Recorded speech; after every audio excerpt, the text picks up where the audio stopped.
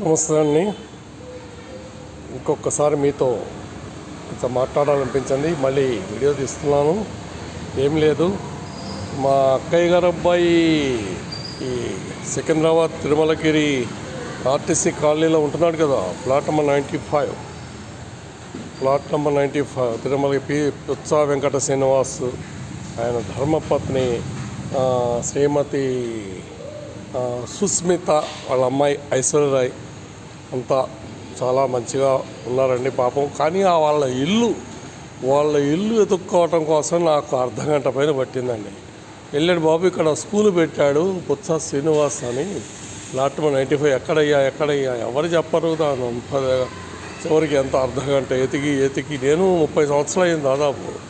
నేను ఎప్పుడో వెళ్ళాను, మరి ఇక గుర్తులేదు. అందరినీ అడిగి చివరికి ఎంతో కష్టమే ఇల్లు తెలుసుకుని పాపం వెళ్ళానండి. పాపం చాలా సంతోషం. మంచిగా ప్రేమగా వాళ్ళంతా నన్ను అబ్బాయి పెట్టి రాలేదు, కానీ పాపం వాళ్ళ భార్య, వాళ్ళ అమ్మాయి స్మిత ప్లస్ ఆ అమ్మాయి ఐశ్వర్యరాయ్ అమ్మాయి పేరు, వీళ్ళ ఇద్దరు వచ్చారు. పాపం సంతోషంగా సెండ్ ఆఫ్ పెట్టారు, చెప్పారు. చాలా సంతోషమైన నాకు. పాపం నా బ్యాడ్ లక్కే మా అక్కగారు అబ్బాయి బయటికి రాలేదు. నాకు కనీసం కూర్చోమయ్యా, ఎప్పుడు వచ్చావు, 30 సంవత్సరాలతో వచ్చావు, కాస్త మంచిగా తాగు అంటాడేమో అనుకొని వెళ్తుంటే నాకు ఎంతో సంతోషం. మా అక్కగారింటికి వెళ్తుంటే ఇంత ముందు ఉన్న 30 ఏళ్ళ క్రితం ఉన్న సంతోషం మళ్ళీ బయటకు వచ్చింది. కానీ నా దురదృష్టం అది. నా మీద వాళ్ళకి కోపం ఎందుకో తెలియదు. నేను వాళ్ళతో ప్రతిసారి ఎన్నిసార్లు ప్రయత్నం చేస్తున్నా, వాళ్ళు నా నెంబర్ని బ్లాక్లో వేసి పెట్టుకున్నారు. నా మీద వాళ్ళకి ఏంటో బాధ ఏంటో తెలియదు. మై బ్యాడ్ లక్ అండి. కానీ పాపం సంతోషం, వాళ్ళంతా మంచిగా ఉంటే సంతోషమే.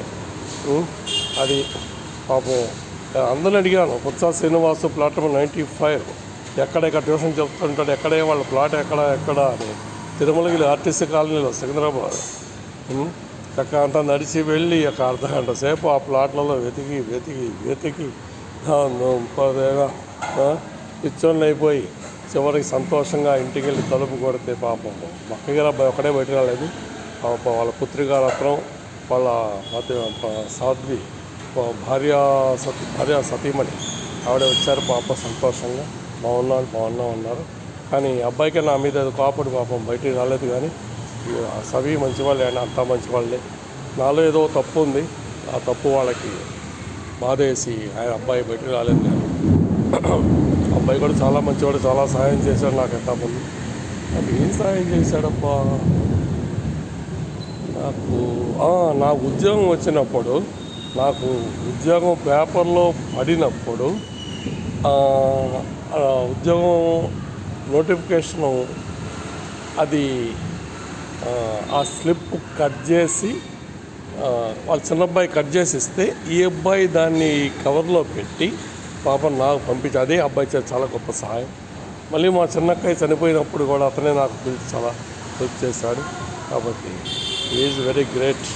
నాలో ఏదో పొరపాటు ఉండొచ్చు, నాకు తెలియని పొరపాటు. దానివల్ల అబ్బాయి నా మీద చాలా కోపం. మరి ఏం చేస్తాం, మై బ్యాడ్ లక్. 30 సంవత్సరాలు అయింది, అన్నంతా మర్చిపోయారు. కానీ నాకు ప్రతి క్షణం గుర్తే. ప్రతి మందితో, అందరితో, ఫ్రెండ్స్తో షేర్ చేసుకుంటాను. ఆ అబ్బాయి పెళ్ళి ఎట్లా అయింది, ఆ అబ్బాయి ఎంత మంచివాడు.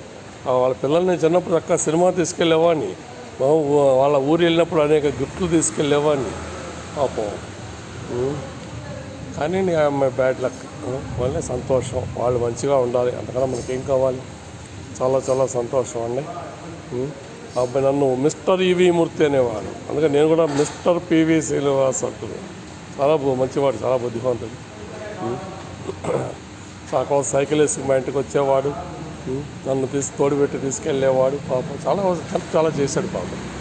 నేను వేటలోకి ఏంటంటే ఏంటో మరి నా మీద ఎందుకు అతనికి కోపం వచ్చిందో తెలియదు, నా మీద ఎందుకు బాధో తెలియదు. ఏది ఏమైనా నా దురదృష్టం అండి. అంత దూరం 30 సంవత్సరాల తర్వాత వెళితే తన మొహం కూడా నాకు చూపించలేదు. ఉన్నాడో లేడో తెలియదు, ఉండే ఉంటాయి. ఎందుకంటే స్ట్రెంత్లో మేళం కదా, ఉన్నాడో లేదో అది కూడా డౌట్ వచ్చింది నాకు. ఎందుకంటే ఆ అమ్మాయి మొహాన్ని బొట్టుకోలేదు, జుట్టు అంతా ఎరబోసుకొని వచ్చింది బయటికి. కూతురు మెళ్ళలో బొట్టు, నుదుట్లో బొట్టు లేదు, అమ్మాయి మెళ్ళలో బొట్టు లేదు. లేడండి పడుకున్నాడు అంటుంది, లేడంటుంది, ఏదేదో చెప్తుంది. సరే అమ్మ, సంతోషం. ఏం చెప్పినా సంతోషం, అంతా దైవానుగ్రహం. Okay sir. కానీ ప్రతిరోజు మరి ఆలోచిస్తూ ఉంటా, బాధేస్తూ ఉంటుంది. నేను ఏం చేయమంటారు? నేను కూడా పెద్దవాడిని అయిపోయాను. 63 ఏళ్ళు వస్తున్నాయి నాకు కూడా. 63 సంవత్సరాలు వస్తుంది. నాకంటే చిన్నవాడు కదా. ఓన్లీ అబ్బాయి నన్ను గుర్తు చేసుకొని నేనన్నా గుర్తు చూసొద్దామని చెప్పి అనుకున్నాను. కానీ మై బ్యాడ్ లక్, సారీ. మరి మర్చిపోవట్లేదు. ఇప్పుడు 4 రోజులు ఎక్సర్సైజ్ చేయట్లేదు. వృత్తిలో అబ్బాయి ఆ విషయం మర్చిపోలేకపోతున్నాను. ఇంకా నేను మామూలు అయితే కొంచెం ఎక్సర్సైజ్ చేస్తాను, వాకింగ్ చేస్తాను, ఎక్సర్సైజ్ చేసుకుంటాను బ్రహ్మాండంగా. ఇంకా కొంచెం మర్చిపోలేదు. ఓకే అండి. Okay, thank you. మీ అందరినీ నేను కష్టపడితే ఏమనుకోకండి సార్, ప్లీజ్. నా మనసులో బాధ కొంచెం మీతో షేర్ చేసుకుంటూ ఉంటాను. ఓకే అండి. నమస్తే, థ్యాంక్ యూ, బాయ్, నమస్తే.